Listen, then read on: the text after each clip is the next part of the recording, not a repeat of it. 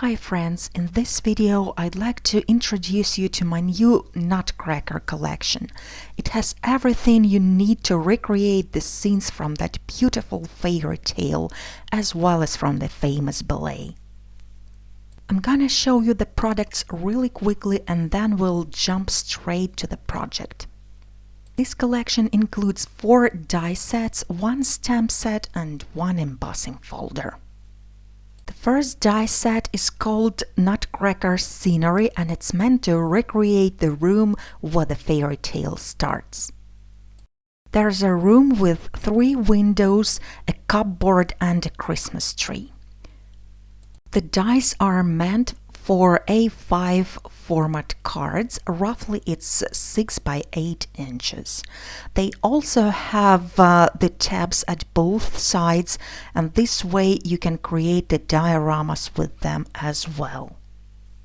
The next die set is called Setting the Stage and it contains beautiful theater curtains as well as the stage lights. We'll have a closer look at those 2 sets while we'll be making the project.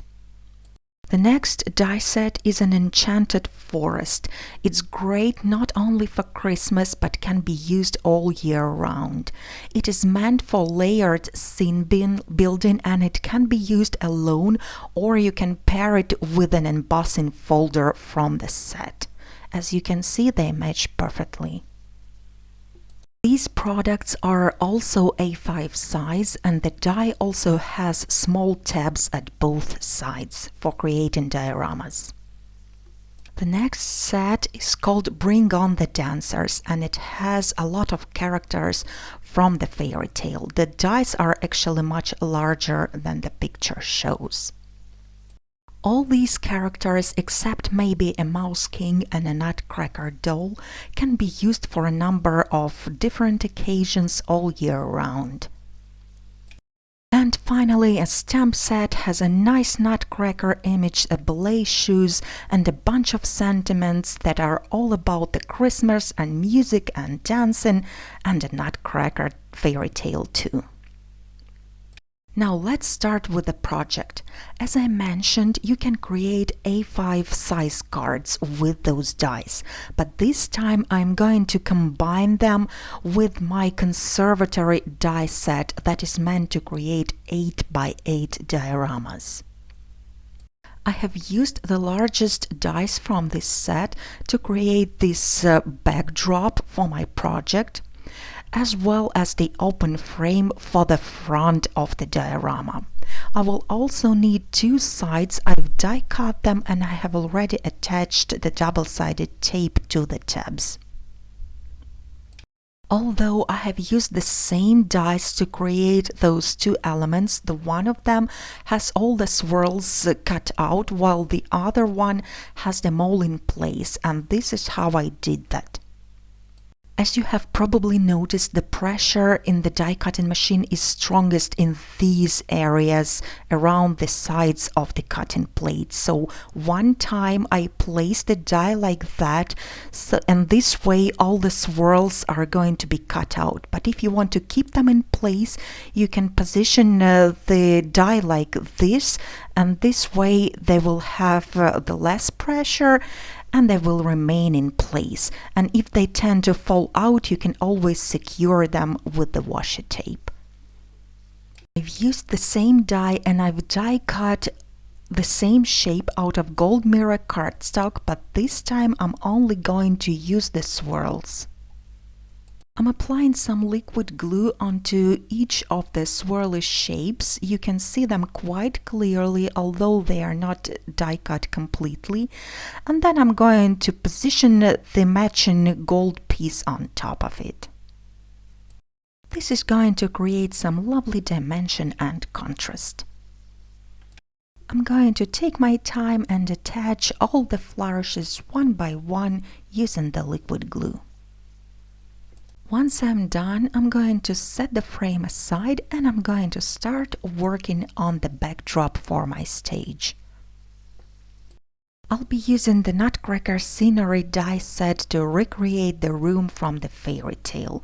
I'm going to die cut the largest image from white cardstock. I'm positioning my die over the piece of cardstock, and as you can see, you can use the windows to die cut negative shapes, and for this project I will only need the two. Now I'm going to secure the dies and send them through the die cutting machine. And this is what the project should look like at the moment. We have two windows die cut, and we also have a nice deeply embossed wall panels. Sometimes when you are working with large intricate dies, the die cuts can get a bit warped, but there is a simple trick to fix that. I'm just going to take this die cut to the ironing board and I'm going to flatten it out with the hot iron. Just don't forget to turn the steam off. Next, I'm going to use my paper trimmer and trim off the tabs from the side because I won't need them for this particular project. Next, I'm going to back up the windows with the two pieces of vellum. So now I'm applying some double-sided tape at the wrong side of the die cut, just around the windows. Now I'm going to attach the two pieces of vellum behind the windows, and then I'll have to reapply the double-sided tape so that I will be able to attach this entire piece onto the backdrop. I'm sticking down this panel onto my blue backdrop, lining up the bottom of the two pieces. There is some room left at the top of the project, but we'll deal with that later. To add a bit more color and texture to my project, I've die cut the same image out of baby blue cardstock, and now I'm going to use my scissors and cut out just the wall panel areas, the ones that are embossed. It's really easy to cut out since it's just the straight lines and right angles. Now I'm sticking down the wall panel onto the backdrop as well, and again I'm lining it up with the bottom of the project. And now it's time to add a nice large cupboard to my project, and this is exactly the reason why I left the central window uncut. I've die cut the cupboard image out of green cardstock. There are some slits cut out in the die, and you can use these for embossing or for stenciling. Since I'm going to add a little bit of additional color, I'm going with the stenciling this time. I'm applying Antique Linen Distress Oxide ink right through the die using the mini sponge dauber. Now I am removing the die, and you can see that the image is transferred to the die cut. Now I'm also going to use the same ink and go all around the edges. You can use the darker ink if you want to make this cupboard your focal image and you need more contrast, but since it's just a backdrop here, I'm using a very soft ink. When the ink is dry, I have applied some double-sided foam tape at the back side of the cupboard, and I'm sticking it down in the center of my project. Now I'm going to set my backdrop aside and start working on the theater curtain. So I'm switching to another die set in the stage. This one has two large curtain dies as well as two stage light dies. All of them have tabs. You can do a lot of tricks with this die set. You can see those deep drape shapes embossed in the die, and if you sand the die through the machine as it is, you will have them completely die cut like this. You can use this die cut as is if you want to attach it directly onto the background. You can also back it up with a piece of paper, for instance this other shade of red, and this way you will have a color variation. But I'll do something different today. I'd like to teach you how you can just emboss the drapes instead of having them die cut. All you have to do is to attach some packaging tape at the wrong side of the paper. I'm using the brown tape here since this is what I had at hand, but you can totally use the clear one. Just don't use the washi tape or other kind of paper tape, since that one is not going to work. You need the plastic one. You can apply a double layer of tape, or you can overlap the strips of tape. You won't see it on a finished project. When the tape is attached, you just have to place your die over the paper and send it through the machine.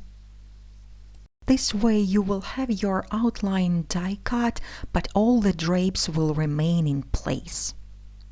In some places the die has cut through the paper but not through plastic. In this case you just help it with the scissors a little bit and the die cut is ready to go on the project.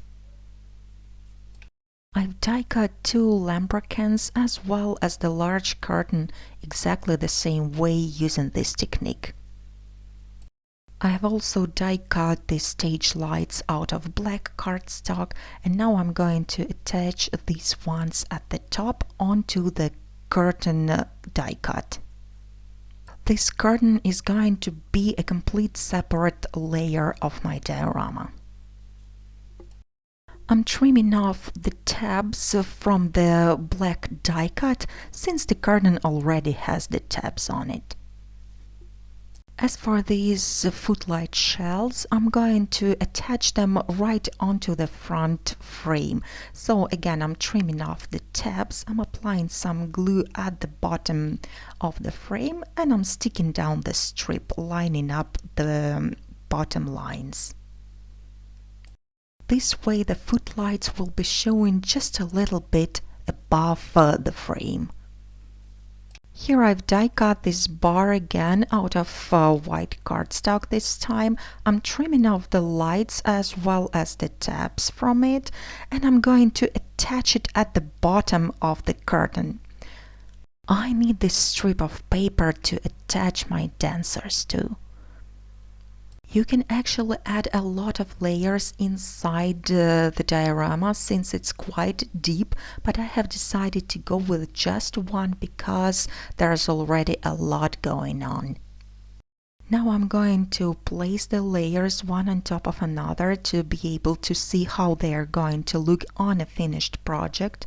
I'm also placing a frame on top, and here you can notice that there is a little empty space at the top of the project. And this is exactly why we need those lambrequins there. I'm going to attach them right onto the frame at the wrong side. So I'm applying some liquid glue and placing the frame over the curtain.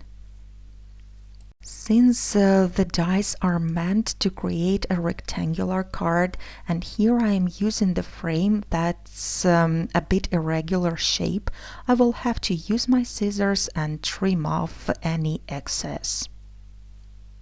You can also use some pieces of tape to secure this die cut at the wrong side. I will also be adding another curtain layer to the frame, and this time I'm using the whole die cut. I'm applying a little bit of glue onto it and placing the frame on top like this. And now it is time to attach the focal images. I'm going to recreate the scene of fight of a Nutcracker and a Mouse King. So I've die cut the corresponding images out of black cardstock, and since I'm going to accentuate the swords, I've die cut those out of gold mirror cardstock, and now I'm going to trim off all the extra, only leaving the sword shapes. And then I'm going to attach those swords onto the black die cuts using the liquid glue.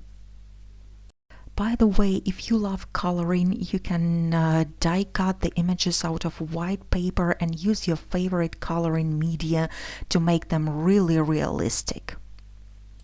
But as I mentioned, I have already added a lot of elements to my diorama, so I think the black outlines will work just as fine. I'm also going to add a little golden crown to the Mouse King image. The character dies also have some cutout lines for embossing, but since embossing doesn't show too well on black, I have decided to go with the stenciling instead. I'm using my white gel pen and I'm simply drawing through the slits on the die. If you want to make the lines thicker, you can go over them one more time after you remove the die. Then I'm going to use the same technique on a prince image as well.